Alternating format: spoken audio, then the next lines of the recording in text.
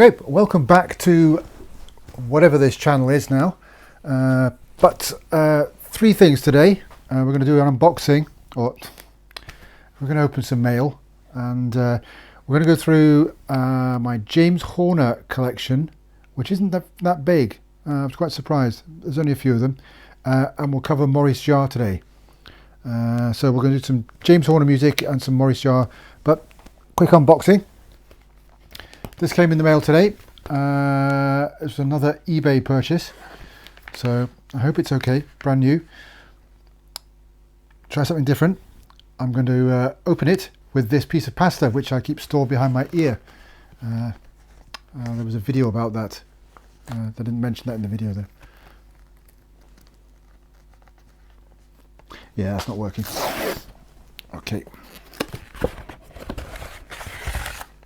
Ooh. Package within a package. Nice.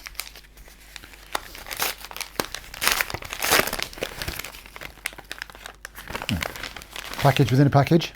Nice.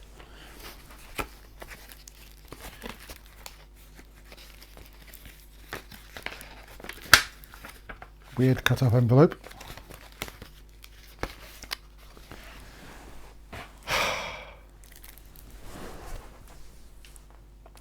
The expanded La La Land release of Always. Not everybody's favourite, but I think this is a lovely score. So glad to have this expanded version. I went to the cinema in 1989 to see this. Loved the film. Loved the music. It was pretty understated for a John Williams and Spielberg film at that time, but I loved it. And I'm glad this came out, and I'm glad to have that. So that's the unboxing done with. So let's do Maurice Jarre first. This is in no particular order. So there's some LPs and some CDs. So we'll start off with this one, which was a compilation LP, which I got, I can't remember. Must have been mid to late 80s.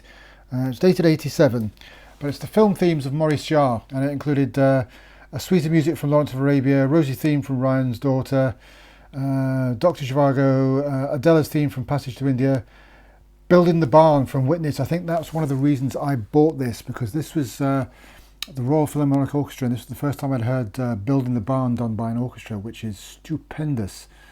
On side 2 is Paris Burning, The Damned, Fanfare and Thunderdome music from Mad Max Beyond Thunderdome, and Villa Rides.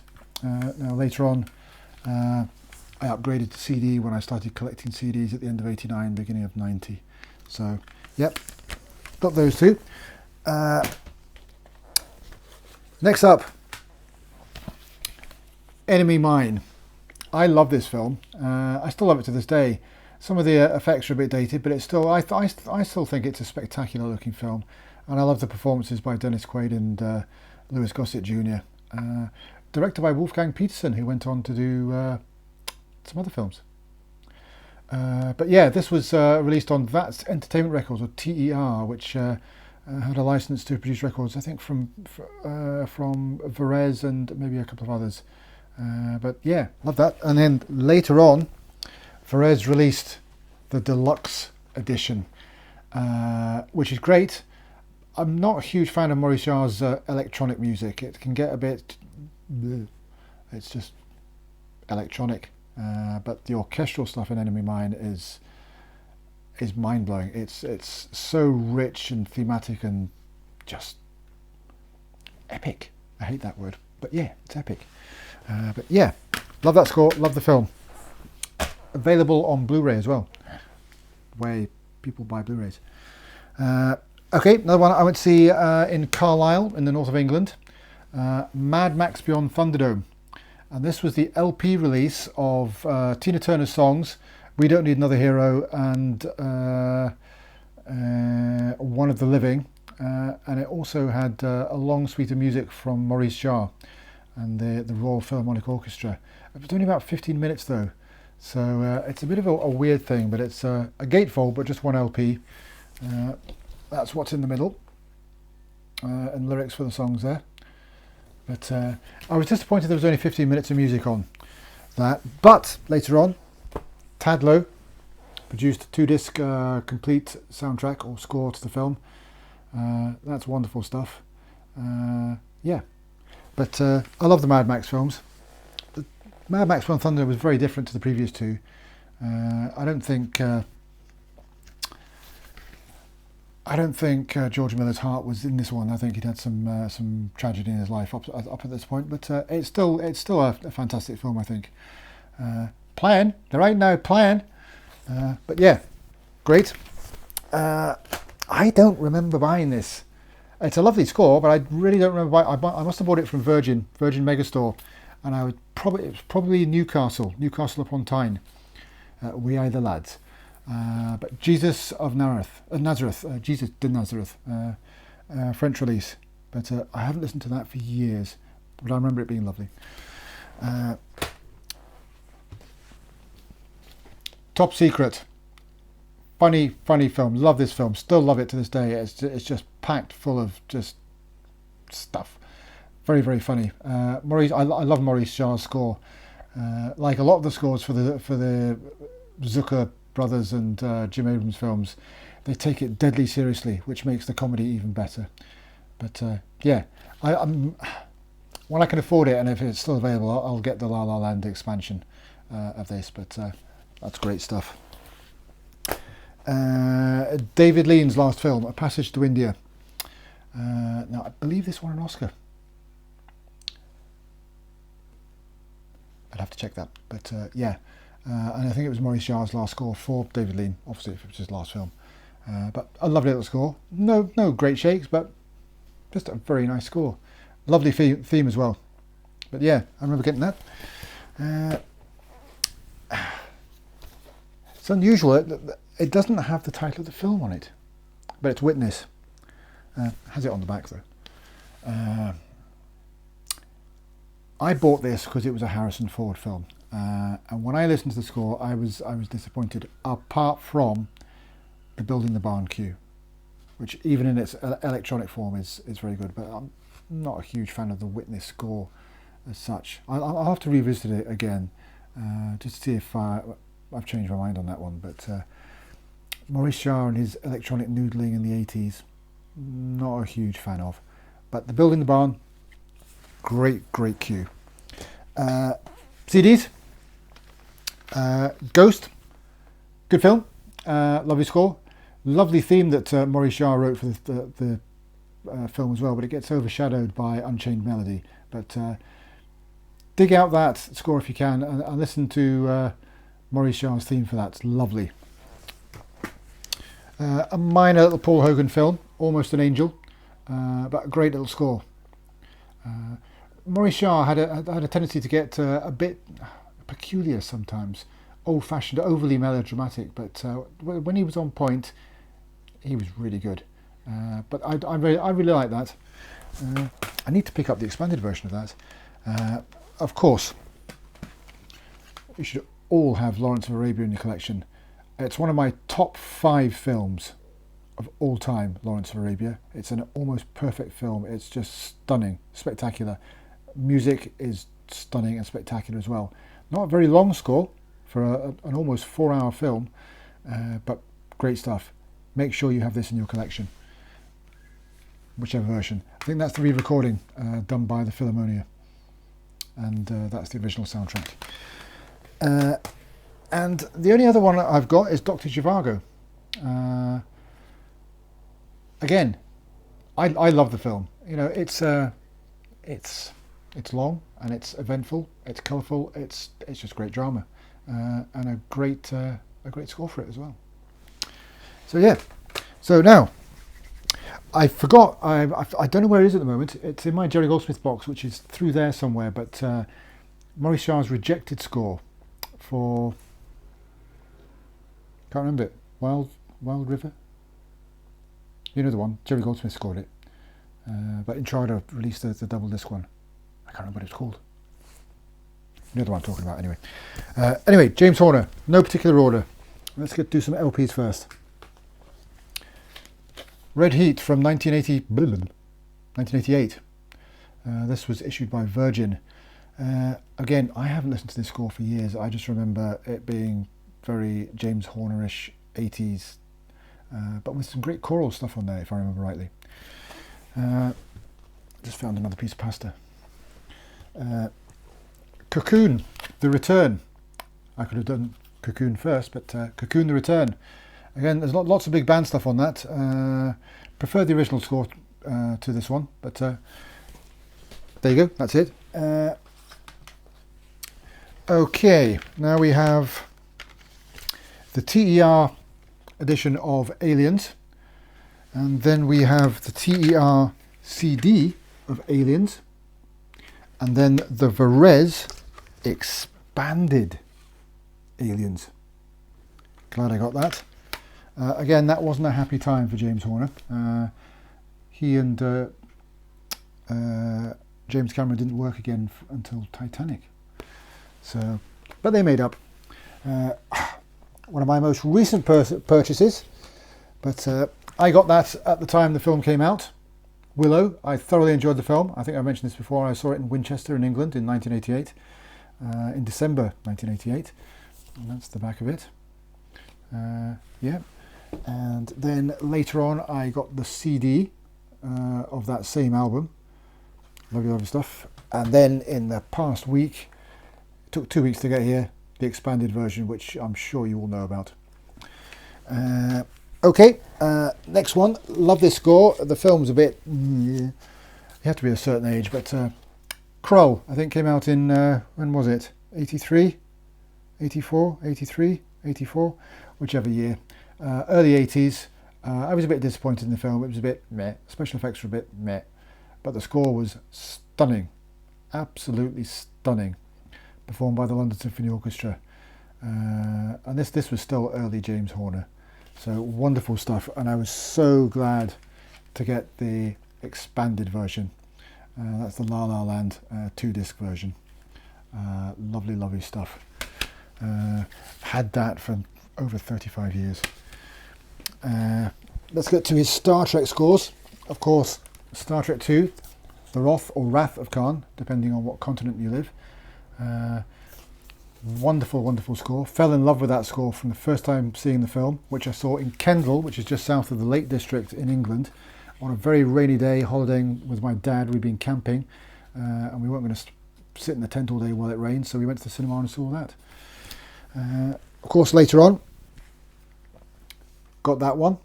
That's I think it's the FSM expanded version of Star Trek 2. I haven't got the other new expanded version, but I'm happy with that. And then, of course, Star Trek 3 and the wonderful, wonderful gatefold. But unfortunately, this I had an accident with this when I was in the army. Well, I didn't. Somebody else did. In the accommodation we lived, it got flooded because somebody did something with a washing machine, and all my some of my record collection got damaged. And this gatefold is now stuck together. But there was a beautiful picture of the Enterprise and the Klingon ship face to face when you folded it out. But unfortunately, it is no more. But anyway, moving on. Again, I got the expanded version, which has just been re-released. Same program. So, yeah, I'm quite happy with that. Two very different versions of the score. So it's worth having that. If you haven't got that, get the expanded version of that. Great. Okay, let's go to some of the CDs here. Rocketeer from 1991, I think. Great score, good fun film as well. I bought it on Blu-ray a couple of years ago, and it's still really good. Special effects hold up really well as well. And then got the expanded Intrada 2-disc version of the score, which it was a great score anyway, but just more of it. Fantastic. Great film, great score. Desperately in need of an expansion if there's extra stuff out there. Would love to see more of that. But quite happy to have that. Sneakers, if you haven't seen the film, go see it. Great fun. And it's wonderful, wonderful music. Okay, James Horner's Oscar-winning score for Titanic. That was the original CD release, and then Back to Titanic had more of it. So that's the only two CDs I have of Titanic music. Love the film though. Okay, now we have Patriot Games and Clear and Present Danger. Now this is the Entrada version. I can't afford the La La Land one at the moment, but happy with that at the moment. So, yep, two expanded versions of that, both 2 discs. Prefer this over this. I'm not a huge fan of James Horner's Irish kind of whistles and stuff, but it's still good. Still love it, but that's great. The attack scene in that, the ambush, the cue for that is just wow. Anyway, next up we have Legends of the Fall. Wonderful, wonderful kind of sprawling, spectacular drama from Edward Zwick with Brad Pitt, but wonderful, wonderful score. Had that for the longest time. That was the original release of the score. And then I've mentioned it a few times. Daniel from Soundtracks with Birdman kindly gifted me with the expanded Entrada score. So again, thank you, Daniel. But yeah, that's wonderful, wonderful stuff. Yeah. Moving on. Braveheart. That's the La La Land expanded 2-disc version. I think that James Horner should have won the Oscar for this rather than Titanic. Or for Titanic as well, but I think he should have won an Oscar for that. Troy, which he composed in about 17 minutes or something. I think he did a great job. But I've heard clips of Gabriel Yared's score as well, which also sounds really, really good. I would love to maybe see that release one day. This was a second-hand buy for £3. Pretty good. Next up, wonderful, wonderful film again, and a stunning score, Glory. When I have the money, I will hopefully, if it's still available, get the expanded version of that. But Glory, great score. Now, I bought these for just to have them. But for some reason, I wasn't a huge fan of these when they first came out, and I revisited them in the last couple of years or so, and my opinion has completely changed. I love these, and I've always loved the films, but I love these 2 scores. The Mask of Zorro and The Legend of Zorro. Both great fun films and both great scores. Give them a listen. I think they're both available for streaming, but if you love it, buy it on CD. It's just wonderful, wonderful stuff. Swashbuckling, great stuff. Some late James Horner, Amazing Spider-Man. Great theme that he wrote for that. But it seemed to me that he was trying to copy modern trends with that, which probably came from the filmmakers. But it's James Horner, so it's great. That's the original release of Apollo 13. I don't have the expanded one, unfortunately, but great score. This one has got songs in between the score tracks as well, but I need to get the expanded one. But love the film. If you haven't seen the film, go and see it. It's great. Apollo 13.